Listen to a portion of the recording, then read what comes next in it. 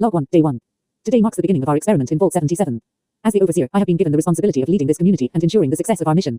Our Vault's experiment is simple but powerful. We will be testing the limits of human survival in a confined space with limited supplies and constant weapons testing. I have been instructed to keep the true nature of our experiment a secret from the Vault dwellers. They have been told that our supplies are limited due to a malfunction in the delivery system and that we will have to make do with what we have. But the truth is, I have a stash of supplies hidden in my office that will sustain me and my trusted companions for a long time. I have been trained to lie and manipulate in order to maintain control and keep the supplies for myself. It's a harsh reality, but it's necessary for the success of our experiment. Log 2, Day 5. The Vault dwellers are starting to show signs of distress.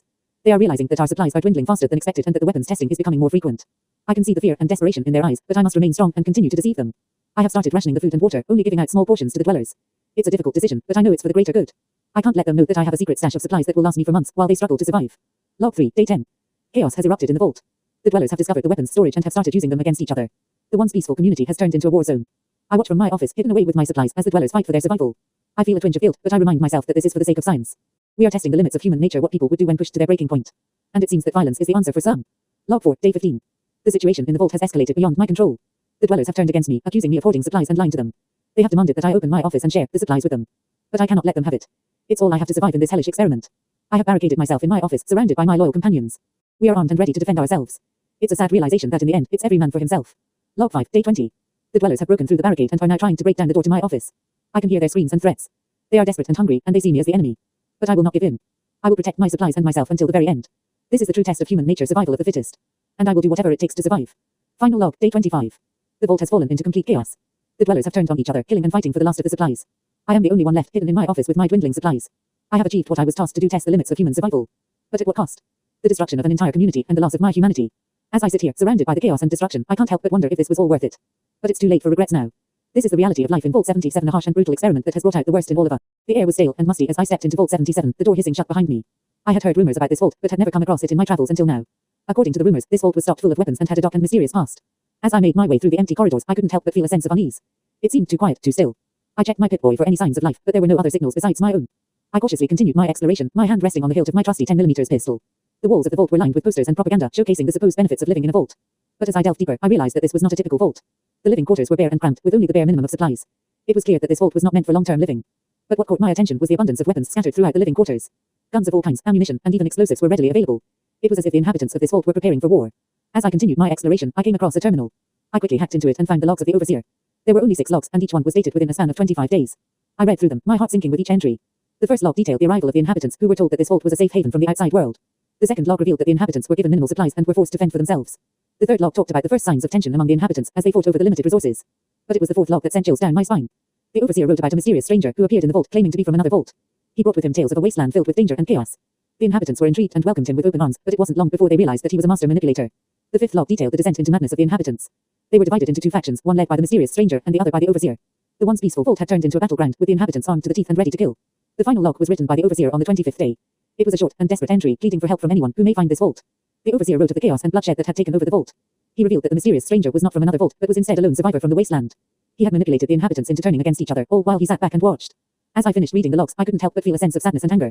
These people had been betrayed and led to their own destruction, all because of one man's twisted agenda. I continued my exploration, finding the remains of the inhabitants scattered throughout the vault. It was clear that there were no survivors. I left the vault, the weight of the tragedy heavy on my shoulders. As I walked back out into the wasteland, I couldn't help but wonder how many other vaults had met a similar fate. The vaults were meant to protect and preserve humanity, but it seemed that, in some cases, they had become nothing more than breeding grounds for chaos and destruction. And as I continued my journey, I made a promise to myself to spread the truth about Vault 77 and the dangers of trusting strangers in a world like this. Samantha had been alone for what felt like an eternity.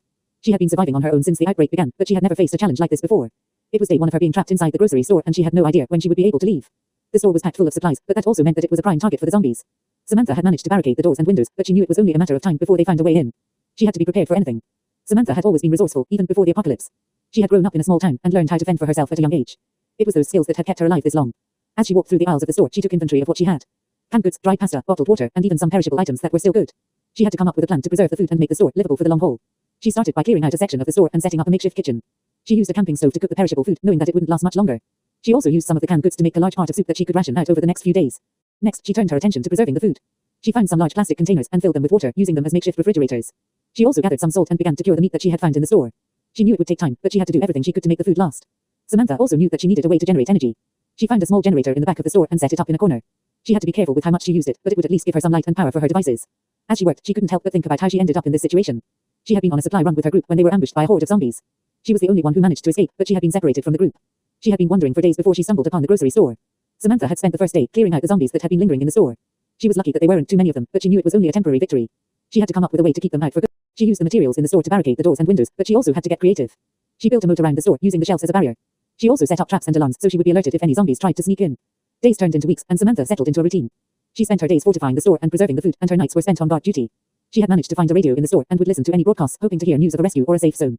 But as the weeks went by, the radio broadcasts became less and less frequent. It seemed like the world had moved on, leaving her behind. She started to lose hope, but she refused to give up. She was a survivor, and she would do whatever it takes to stay alive. Finally, after what felt like an eternity, Samantha heard a broadcast about a nearby safe zone. She couldn't believe it, she had a chance to escape. She quickly packed up her supplies and made her way to the designated meeting point. As she walked through the abandoned streets, she couldn't help but feel a sense of relief and sadness. She had survived on her own for so long, but she was also ready to leave the loneliness and constant fear behind.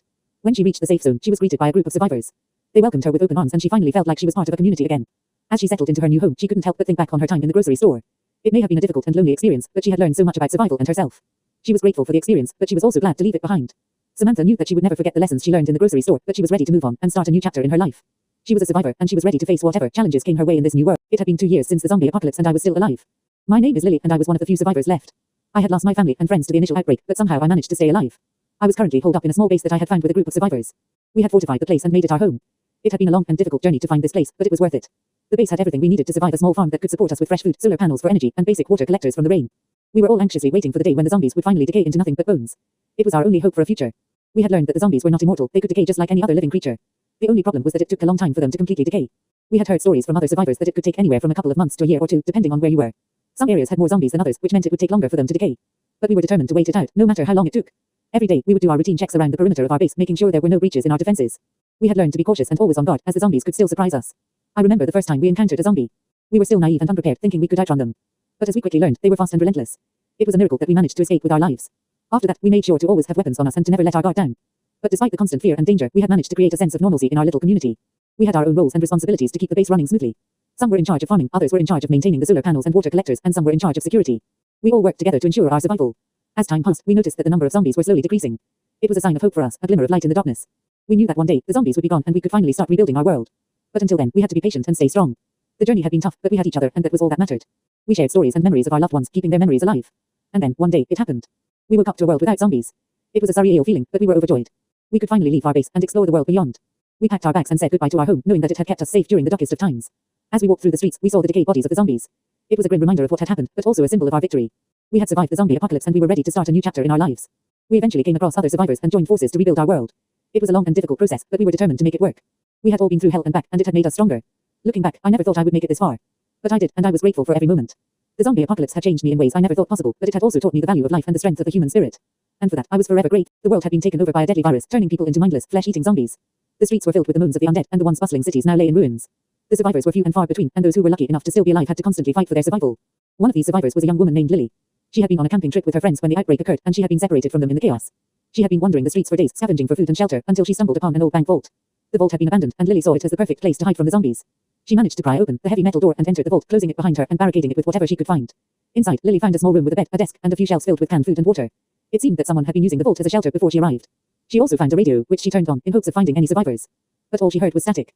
Lily knew that she couldn't stay in the vault forever. She needed to find a way to survive in this new world. She spent the first few days organizing the supplies and fortifying her shelter. She also spent time learning how to use the weapons she had found in the vault, including a shotgun and a few handguns. As days turned into weeks, Lily's routine became monotonous. She would spend her days scavenging for supplies in the nearby buildings, always on high alert for any signs of danger. At night, she would return to the vault to rest and plan for the next day. But one day, Lily's routine was disrupted when she heard a loud banging on the vault door.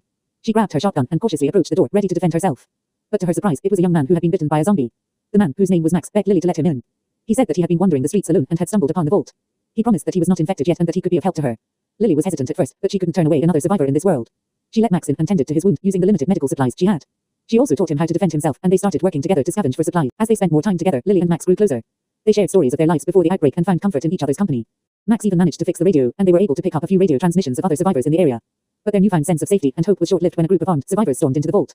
They were a ruthless group, taking whatever they wanted and showing no mercy to anyone who stood in their way. Lily and Max knew they had to defend themselves, and a fierce battle broke out. Lily used her skills with a shotgun, while Max used his expertise in hand-to-hand combat. They fought for their lives, but they were outnumbered and outgunned. Just when it seemed like all hope was lost, the sound of military helicopters filled the air. The group of survivors quickly retreated, and the helicopters landed near the vault. A group of soldiers emerged, armed and ready to rescue any survivors they could find. Lily and Max were overjoyed to see the soldiers and were quickly taken to safety. They were brought to a refugee camp where they were reunited with Lily's friends who had also managed to survive. Lily and Max were grateful for each other's company and were relieved to have found a safe haven.